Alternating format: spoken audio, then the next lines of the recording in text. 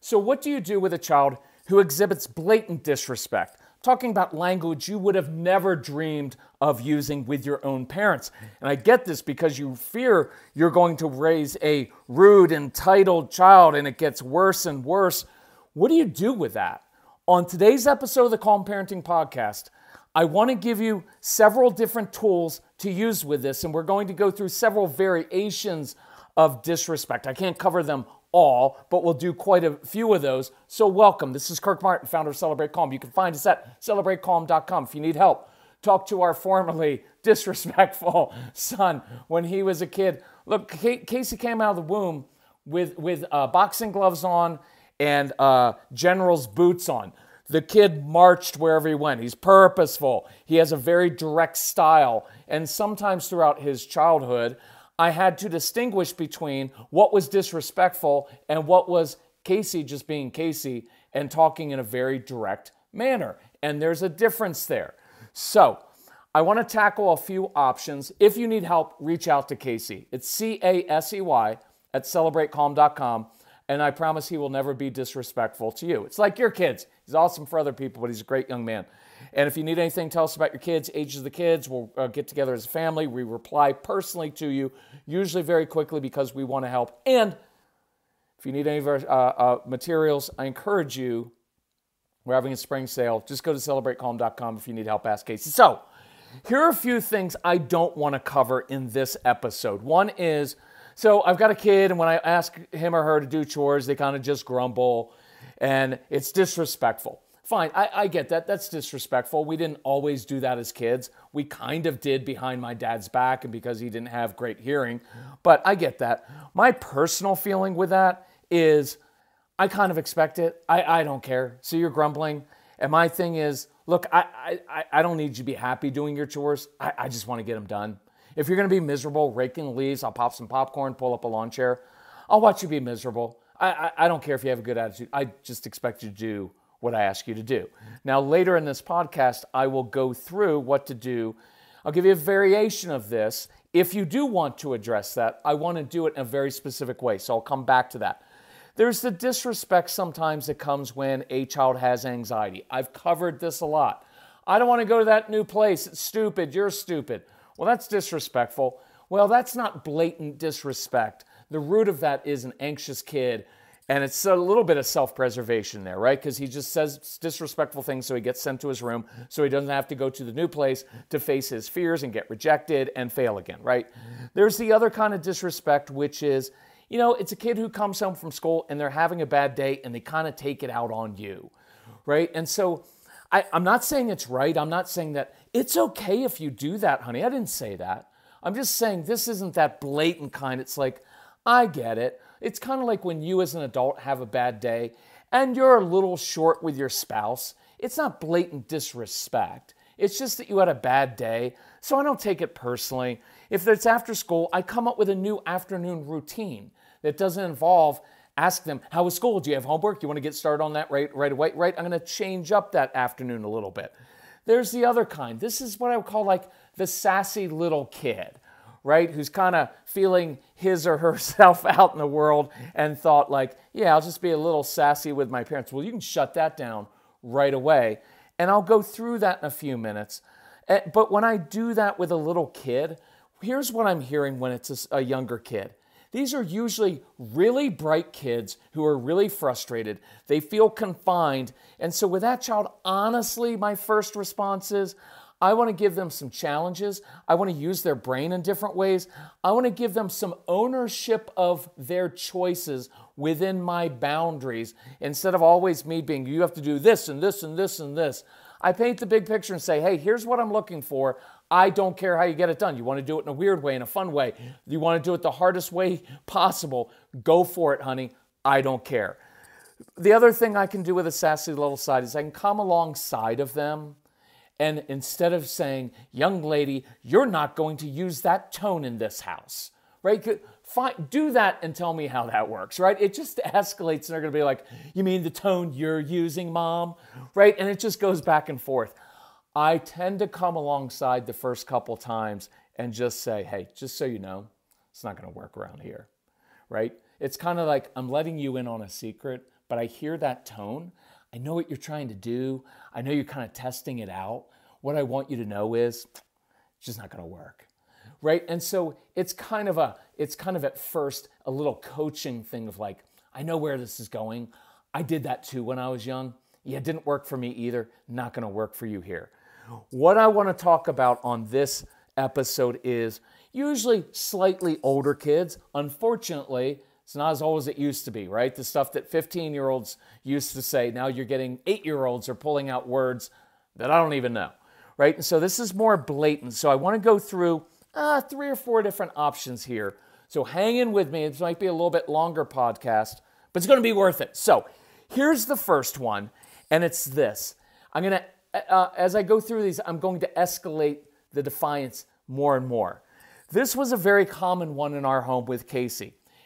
I'd walk into a room or he'd walk into the room and he'd just have that tone. And you know what that tone is. Is it disrespectful? Yes.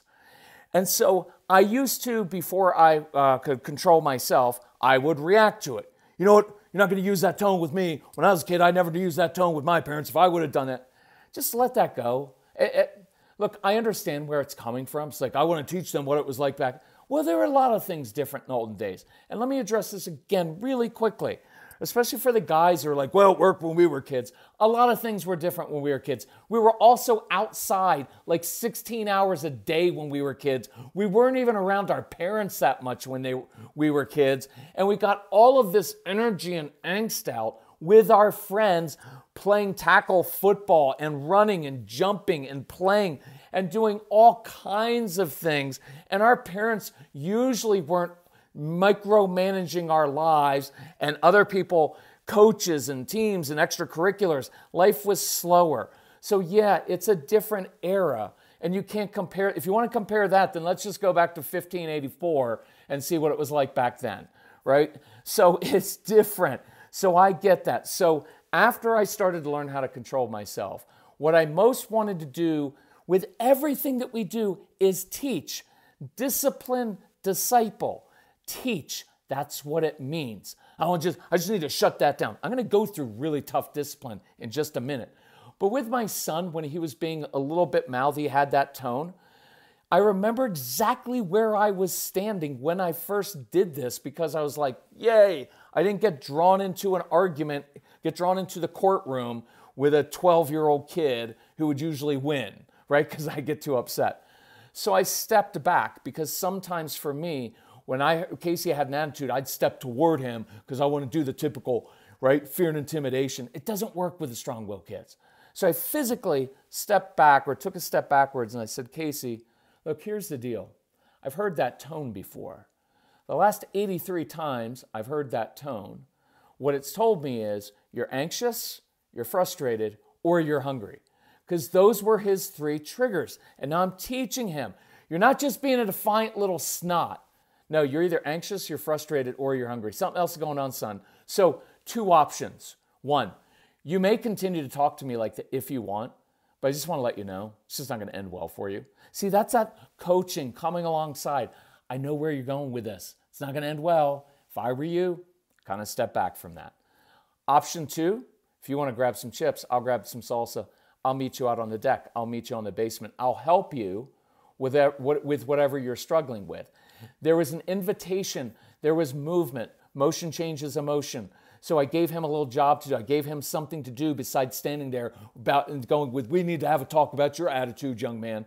And said, hey, why don't you grab that? I'll grab this. Sometimes like, you know what? I've got to go run up to the store to grab a couple things. You want to ride with me? We'll grab a couple tacos along the way. And there's an invitation to come with me to a new place.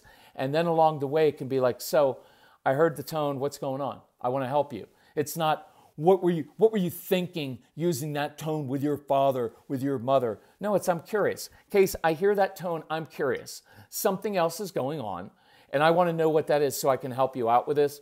1, because I'm your dad and I've got wisdom and I want to help you. And 2, I want to keep you from losing all your privileges because if you keep talking to me like that, it's just not going to end well. Does that make sense? I want to de-escalate situations when it's like that, and I actually use that to bond.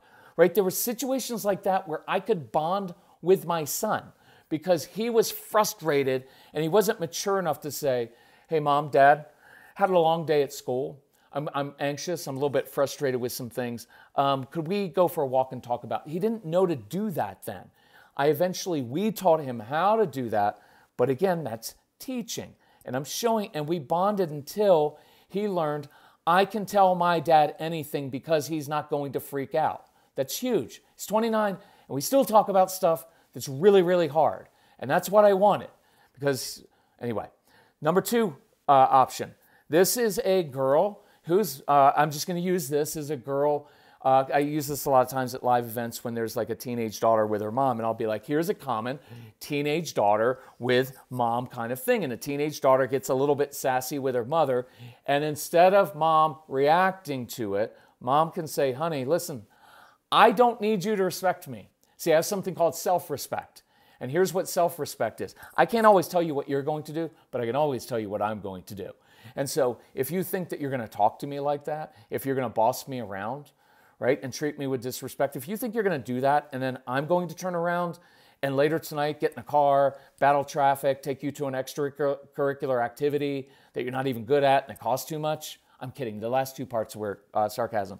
But if you think I'm going to take you and run you all over town after you talk, you just have another thing coming. So you have too much self-respect to allow people to talk to me like that and then get walked all over. It's just not how it works. Now, honey, the reason I want you to respect me, I don't need it. I have self-respect. The reason I want you to respect me is because it tends to work better for you in life when you respect your parents and when you respect authority. It just goes better for you. See, I'm teaching. I'm not getting all wrapped up, and I can't believe my teenage daughter would talk to me like that. I'm not talking about my childhood. I'm just demonstrating self-respect, and I'm drawing clear boundaries there. You can talk to me like that if you want. What I want you to know is there is going to be nothing coming from here. I'm not gonna punish you emotionally. I'm not withdrawing my love from you. I'm just letting you know that me turning around and do all these things for you, it's just not gonna happen, right? And so you draw, and then with that you could say, but honey, what I've noticed sometimes is when you get sassy with me, something happened at school. What's up? Was it with one of your friends? Is it someone that you're interested in? Is it school? Is it anxiety? Is it that you didn't make the basketball team or the volleyball team? What is it? I'm curious. I want to help. So those 2, with the teen girl, with my son, those aren't the ones that I really wanted to do, but I wanted to give you a full range. Here's kind of where what we're working with a lot of families on are hearing this is when teenagers and even younger kids, preteens and even younger than that, are calling their moms a B word, right? They're dropping the F-bomb, which is F you, I don't have to do that. And that is outright defiance of like, I'm getting full of myself and I think I can push you around because what are you going to do? So, 2 options here. The first I wanted to mention is this, which is really important. If I were working with you, my first question is there a serious breach in the relationship between this child and his or her mom and his or her dad, right? Because if there's a breach because the parents have always been on this child, and I'm just going to use this because I'm a guy. This would have been, if I would not have changed, this would have been Casey. Casey would have gone down this path because he would have been holding a lot of anger at me because I was all over him his entire childhood. Nothing he could do would please me.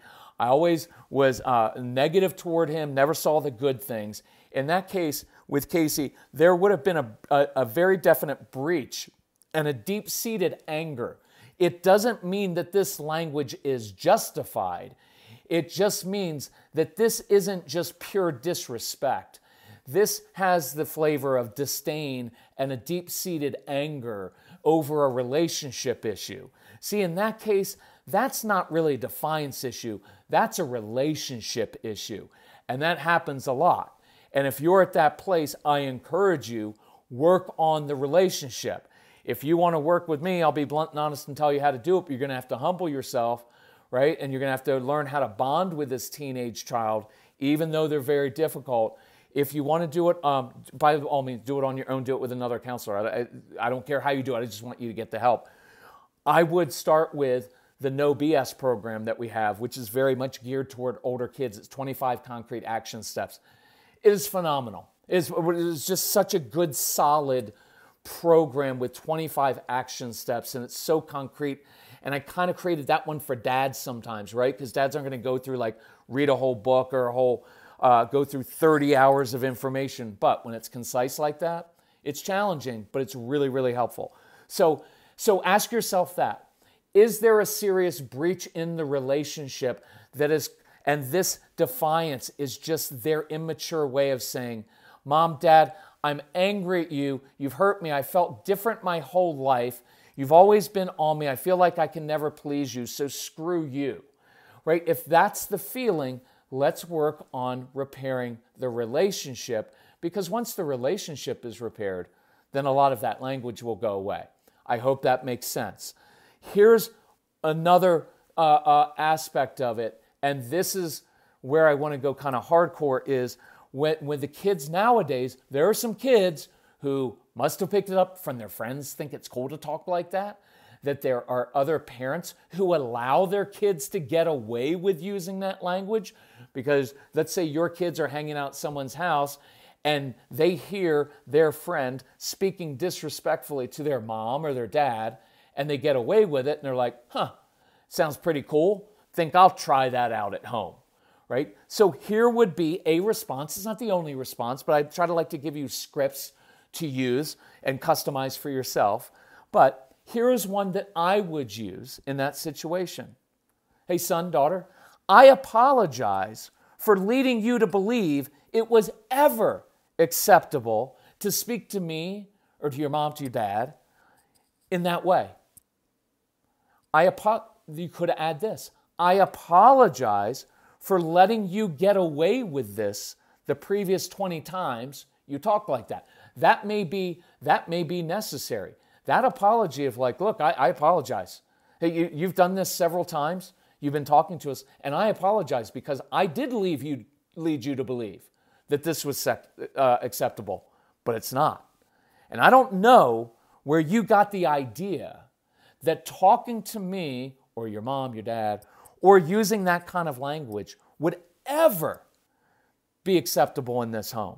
Maybe it's okay for your friends. Maybe it's okay on your TikTok videos, but not in our home. And by the way, I don't mind if you say, not in my home. I get pushback. Well, that's not egalitarian. It's your home. You're the parent, right? I get it. It's our home. You know from my podcast, I'm very, very much about understanding our kids, and most of these examples have been about understanding them. But please don't apologize for being the parent. Everything you're not, you don't have to do everything. Well, it's our home too. No, sometimes you have to be direct and say, you know what? In my home, that's not happening. And there's nothing mean about that, right? We've gotten a little bit too soft with certain things, like, well, you're just talking kind of harsh. I'm not being harsh. I'm being direct. I'm being concise. I'm being decisive. And I'm drawing very clear boundaries that in my home, and if you prefer in our home, that's perfectly fine too. In our home, that is not happening. That stops now. I like that kind of decisive language.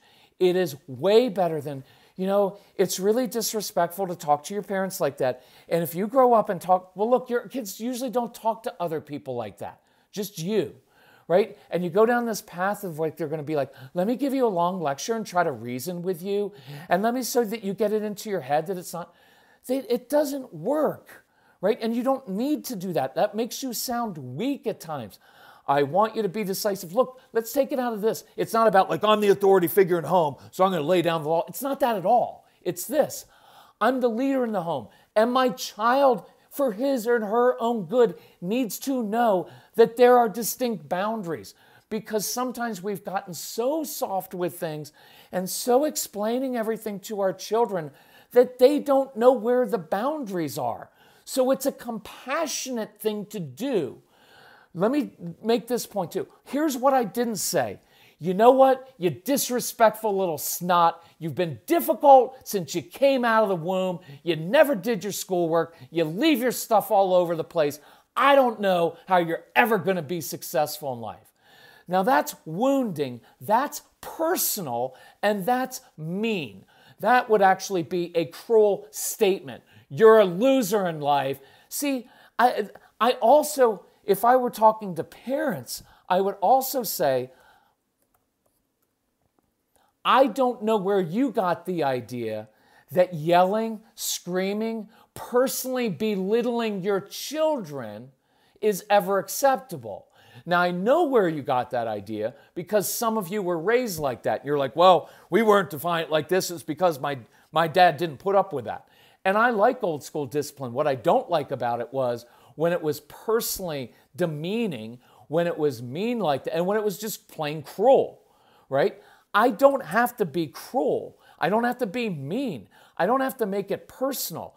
I'm telling the child, look, in our home, that's not going to work. And that stops now, right? Does that make sense? I want that distinction to be clear because parents now think it's either or. Well, either I have to be like this and get walked on all over, or I've got to go 1883 and pull out the, right? It's not, it doesn't have to be either of those.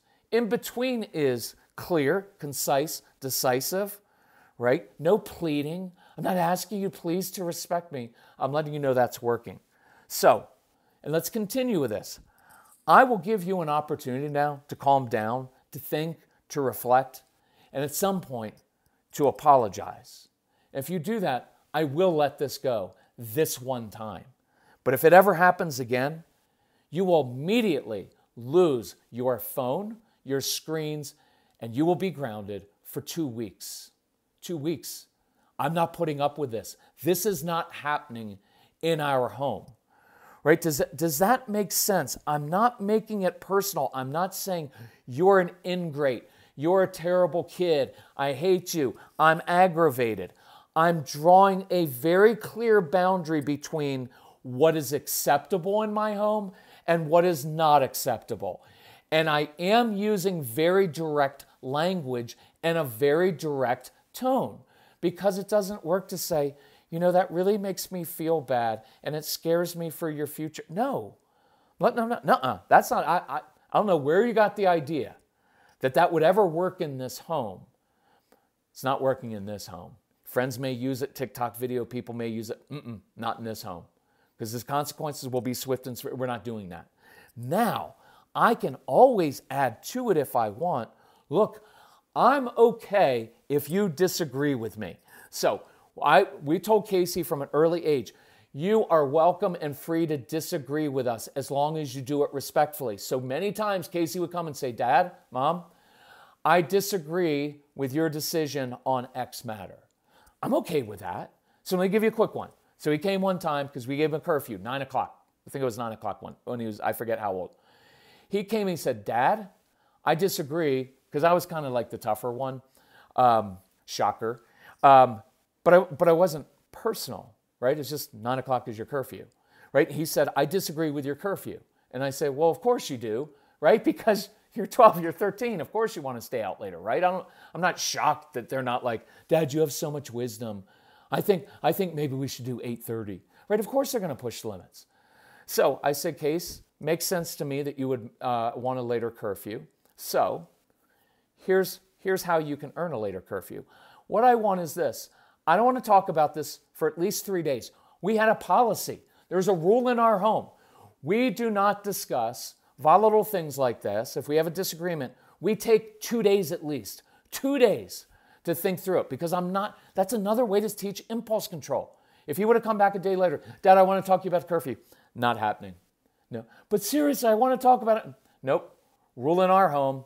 2 days to think about things because we don't want to make rash decisions because that hurts people. See, again, that's drawing a boundary, right? Well, that's lame. I'm good with you thinking it's lame. I'm not offended by you. All I know is I'm a grown adult. What I found in life is when I take time to think and process through things, I tend to make better decisions and I don't hurt other people. Right? See, you're not saying, you know what, you're impulsive and you shoot your little mouth off when you shoot your little mouth. See, that's dripping with disdain and that's your own bitterness and you've got to deal with that. I'm not dripping with bitterness. Case, I get it. You want to talk about it now. Not happening. You can talk all you want. I will sit here stone-faced. I'll even take notes on what you're talking about, but I will not discuss with you because in our home, we have a rule that we wait 2 days. So guess what happens? So this is my question to him. I said, Casey, here's what I want to know. What can you do? What can you do to earn a later curfew? And he didn't come back to me 2 days later. But I noticed the next weekend, he started coming home early, 8:53, 8:57, right? 8:54. And after a few times, I said, hey, Case, curious, what's this whole coming home early thing? And here's what he told me. And this was probably 17 or 18 years ago, and it's brilliant.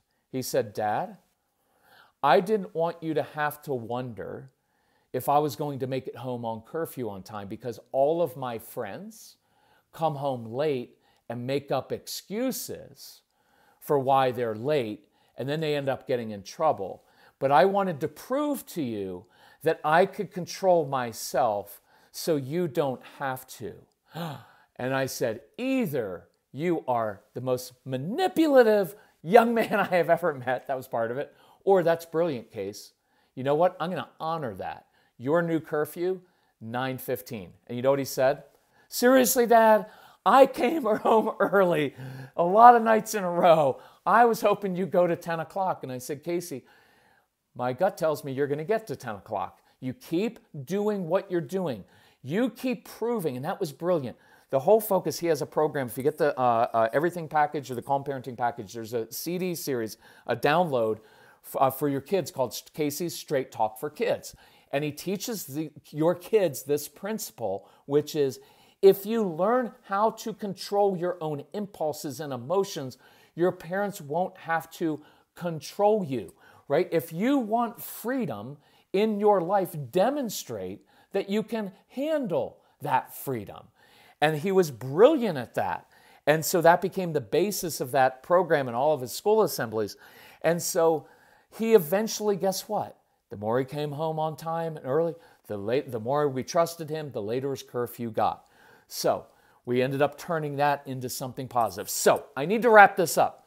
Thank you for listening. We covered a lot of ground in 27 minutes and 23 seconds as of this moment. If we can help you in any way, because I know this stuff is hard. Some of you are breaking generational patterns. Some of you are overreactive, right? And so in those early examples, you're like, oh, no, my kids aren't happy doing their chores, and I just get triggered. We need to deal with your triggers. Let's go through that 30 Days to Calm program. Deal with your triggers. I promise you will be happier the rest of your life because then other people for the rest of your life will not trigger you every day because you'll be able to control yourself. Some of you are going to have to work on your relationship with that child because that amount of defiance and disdain tells me there's something else going on. I want you to be able to step back and say, you know what, this is just a tired kid. This is a frustrated kid. I'm not going to take it personally. I'm going to come alongside that child and I'm going to help them and show them how to deal with their frustration in life. And then there's the blatant kind where they just think that they're going to get away with something and pull out that kind of language. I want you to learn how to be decisive, concise, and do that in a very direct tone without making it personal, without being mean. If you have questions, reach out to us. Email Casey, C-A-S-E-Y at celebratecalm.com. If we can help you in any way, let us know. It's what we exist to do. Thank you for listening to the podcast. Thank you for sharing this podcast. Love you all. Bye-bye.